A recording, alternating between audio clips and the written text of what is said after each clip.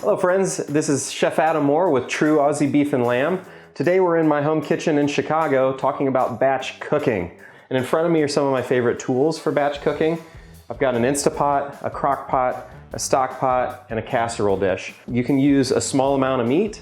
That'll go a long way for your family. Usually 1 to 2 pounds of meat can make around 8 to 12 servings, especially within a soup or a stew. Finally, you can make it ahead of time and freeze it. I tend to freeze my batch recipes for no more than about 3 months, and then with refrigerating, you probably want to only keep it in there for no more than 3 to 5 days. When storing items in the freezer, I like to use Ziploc bags like this. I like to store them flat. It makes it easy to stack, and make sure to label it properly too, not only with what it is, but also with the date so you know how old it is. For more recipes that you can batch cook, visit trueaussiebeefandlamb.com.